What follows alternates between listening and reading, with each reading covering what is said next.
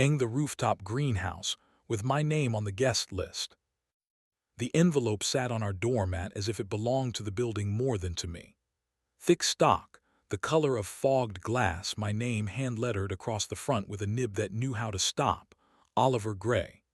Inside was a single card, the museum crest pressed into the corner, and beneath it, a line that made my ribs do a small, exact thing. Guest list confirmation for Oliver. Time and place in smaller type. 10:40 p.m., rooftop greenhouse, West Annex. Someone had added a note in pencil along the bottom edge, small enough for discretion. If you still want the truth, S. We don't live at the museum.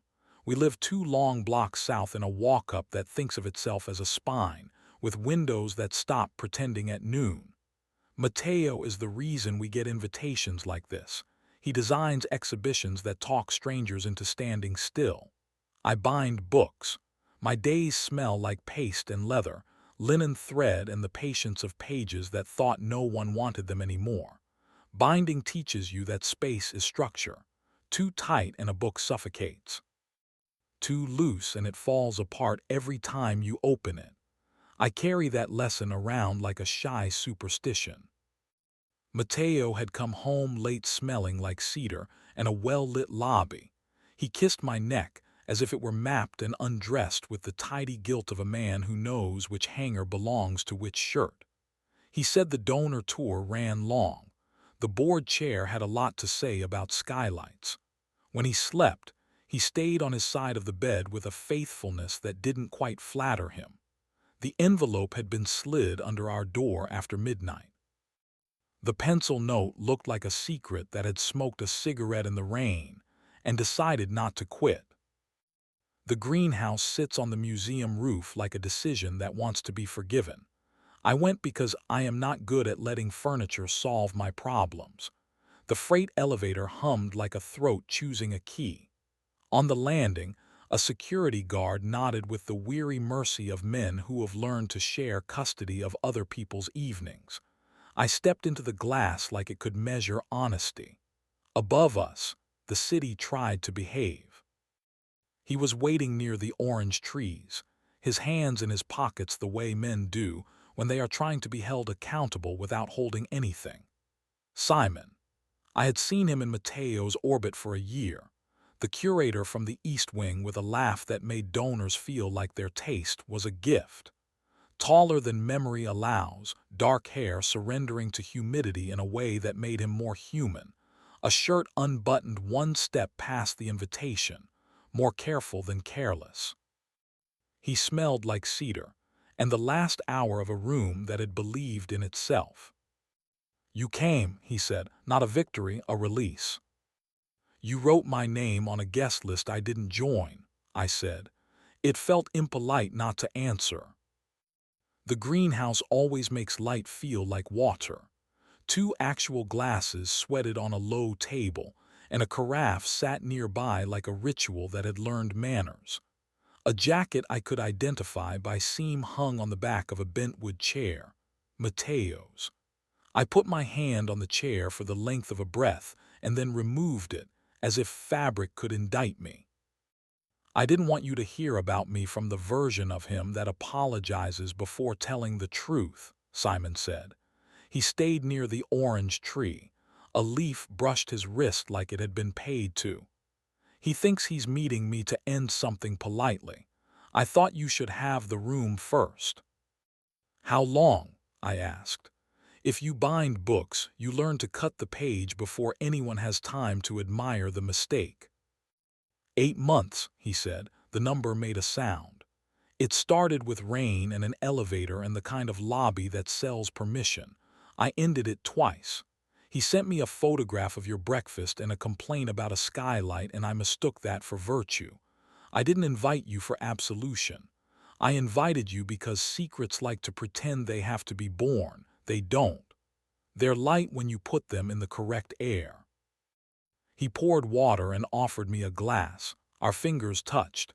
Heat is a language skin chooses before ethics get the floor. He took a step closer and stopped with an inch between his hand and my wrist. The inch became its own small country. My body submitted an application. My mouth stamped it later. His breath was a question. He didn't touch me. The restraint was indecently kind. The greenhouse door opened with the quiet of hardware that expects to be forgiven. Mateo came in with the face he uses on docents, earnest, precise, calibrated to be trusted by people learning how to look. He saw me, saw Simon, saw the chair that wore his jacket, saw the bed that wasn't there and the inch of air that still had a temperature. He didn't look at the palms in the corner because men who hang paintings know where not to put their eyes first. He closed the door carefully. Hinges deserve dignity. Okay, Mateo said. He has always known where to put volume. I didn't want you to find out like this. I didn't want to make you do work I was paid for. You could have kept the envelope out of our house, I said. You chose not to. I chose incompetence, he said, and I loved him for bailing out language. And then cowardice. I cheated. I told myself it was weather and home is a noun that survives rain. I told myself your patience is elastic. I told myself I loved two things and could therefore steal from neither. None of those sentences belong in daylight. Simon had shifted toward the door the way men do when they are trying to be decent with their bodies. He watched my mouth with a precision I resented and recognized. He lifted his hand toward my neck and stopped at that inch again. Heat memorized his intention and tried to make a sale. I declined. He lowered his hand like someone who has learned how to leave a room without taking anything that isn't his. What do you want me to do? Mateo asked. The grammar of it made the glass less smug. You'll end it, I said. You'll sleep on the couch we refuse to call a guest anything. Next week you'll tell me what this was twice. Once with the clever language you get paid to trust, once with small words. I will decide what my hands can hold without lying to my wrists. I'll do that, he said. His mouth did the first thing I ever loved about him, truth and regret kissing without tongue. The greenhouse forgave none of us. Simon exhaled. He came near enough for breath to leave a note on my skin and put his mouth by my ear without letting it touch me. The heat of it rearranged some furniture and left no mess. Thank you for not making me into a scene, he said. I would have believed you. He left without letting the door audition for punctuation. We sat because standing would have turned into posture. The glasses sweated like witnesses with alibis. I set the card on the table and pressed the crest with my thumb until the paper softened and admitted it had been touched by someone who wanted something. I'm not leaving tonight, I said. We are walking home without touching. We are waiting at crosswalks because other people's knees and our better natures both deserve seconds. You are sleeping on the couch. Tomorrow you end it without complimenting him. Next week you bring me small words. He nodded. He didn't cry. I still love him for that. The elevator carried us down like it had no opinion. We didn't hold hands because I didn't want our palms writing contracts our mouths would have to litigate. The city had decency enough to be a breeze for 6 blocks. At home, the kettle rehearsed a tantrum and then boiled. He made tea and left mine at my elbow like a man taking care of an artifact. He arranged blankets on the couch with the kind of care that only understands itself later. I slept like someone who had taken a mechanism apart and wasn't ready to test it. He ended it. He stood in a lobby that sells permission and told a man who knows his own mouth that beauty isn't policy. He came home smelling like nothing, which is the cologne I now endorse. He told me the truth twice. First in museum language, where narrative tries to make bone polite. Then with small words. He said, I like being applauded by people who hadn't watched me be kind at 7 a.m., he said.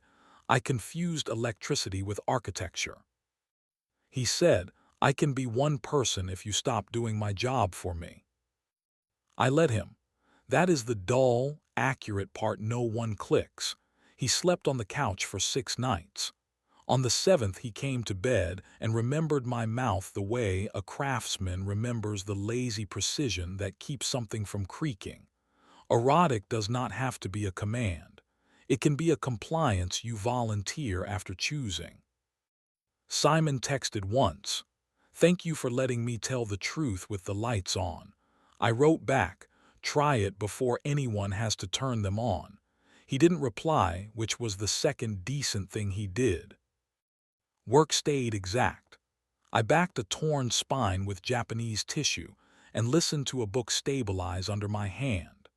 I told a customer who wanted leather dyed to forget a marriage that scars are part of the integrity, not a failure of the material. I painted open on a bakery window that requested gold and gave them air instead. The owner framed the space with two ferns and said standing in front of it made the day less noisy. A week later, I saw Simon on the museum steps. He looked smaller. Maybe my anger had stopped making him tall. He said hello without asking to own my afternoon. He didn't smell like cedar. He had the relieved sadness of people who have learned a better verb. Here is the part we always tell badly. I wanted him. I wanted the inch, the heat, the courteous delay of a hand that could have claimed and didn't. I wanted to make a mistake that would tell itself beautifully. I did not. Wanting is a sentence, not a command. Bodies vote.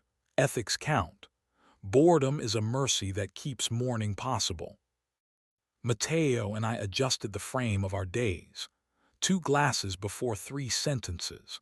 Walk slower than our legs bragged about. Less reach and better touch. We invented a rule about sleeping with our phones in another room, and a rule about letting the kettle be ridiculous without letting it decide our volume. We stood near the exit at openings not because we planned to leave, but because air works better when a door isn't a dare. If another envelope slides under our door with my name written in a hand that thinks pencil is privacy, I will bring water. I will sit where the exit is obvious and not mistake that for cowardice. If a hand lifts toward my neck, I will let the inch exist and answer in a tense I can carry past morning. I will keep choosing verbs that keep us livable. End, stay, tell, work, touch, wait. And when I lay a line of paste down a spine and feel linen thread take, feel signatures gather into something that will open without breaking, I will think about the night in the greenhouse when we refused a finale and argued for repair instead. And I will call that deliberate air the most difficult thing I know how to make, and the one that still holds in daylight.